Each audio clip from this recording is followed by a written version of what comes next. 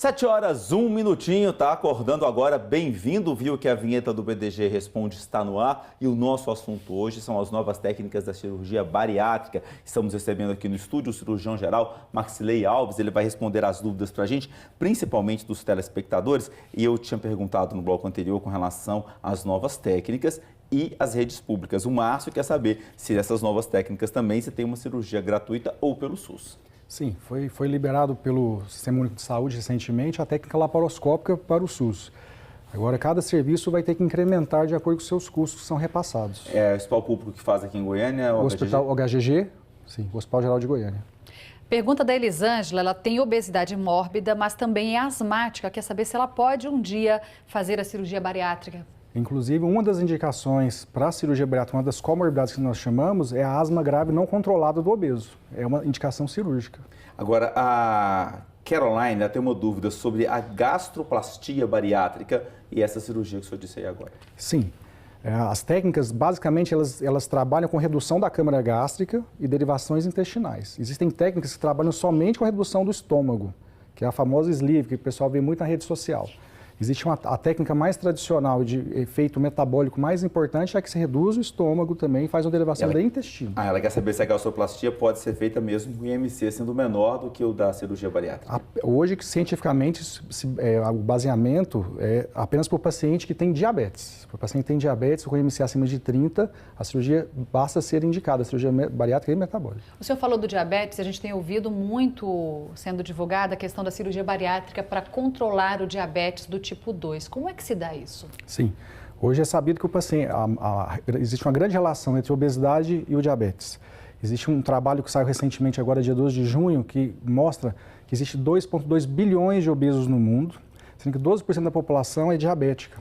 Então, essa população ela se beneficia muito com a cirurgia. O controle do diabetes passa a ser mais fino, mais adequado, e a cirurgia passa a ser mais uma opção de terapêutica, combinada ou não à medicação. Pois é, mas existem às vezes, algumas polêmicas em torno disso. A gente viu a história, por exemplo, do Romário e tudo mais. Essa situação já está sendo resolvida, essa polêmica já está sendo aí chegada a um acordo? Sim. Existem algumas técnicas, existe uma técnica muito comentada que é a interposição leal, ela é uma técnica que ainda é feita em termos experimentais, ela não está liberada para procedimento universalizado. As outras técnicas, o bypass intestinal, sim, já existe comprovação científica, inclusive em janeiro de 2017 saiu numa revista que chama Diabetes Care, da Sociedade Americana de Diabetologia, a indicação de cirurgia bariátrica e metabólica para o diabético tipo 2 obeso.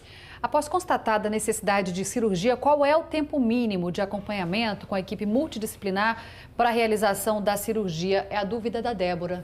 Sim, a média que nós vemos os pacientes se preparando é de 2 a 3 meses. Porque existe todo um protocolo de exames a serem realizados e todo o acompanhamento com as outras equipes, o endócrino, o psicólogo, o nutricionista, o cardio, o pneumologista. Então, isso tudo demanda um certo tempo.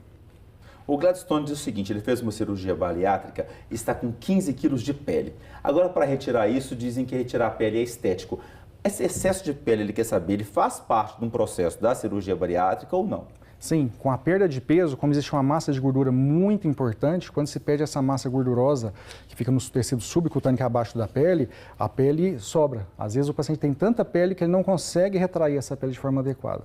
Então passa a ser necessário uma cirurgia corretiva, sim, até por termos de saúde. Ela é corretiva, então ela não é estética.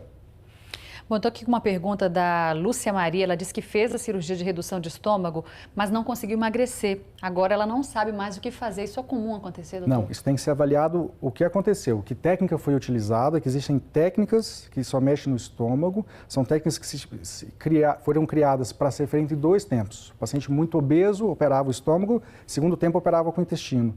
Só que o paciente tinha muito bom resultado, então ficou só essa técnica do estômago. Habitualmente, os pacientes às vezes não emagrecem tão bem, fizeram só essa redução do estômago. Tem que ser avaliado cuidadosamente. Tem uma pessoa que não quer se identificar, fez a cirurgia há 9 anos, está voltando a engordar. Sim. Ele vai ter que fazer uma nova cirurgia ou o que é o controle do pós-cirúrgico? Isso. Dependendo da técnica cirúrgica, existe uma técnica, a gastroplastia vertical, existe 80% de falha terapêutica em 5 anos e o bypass intestinal, falha terapêutica em 15 anos de 10 a 15%.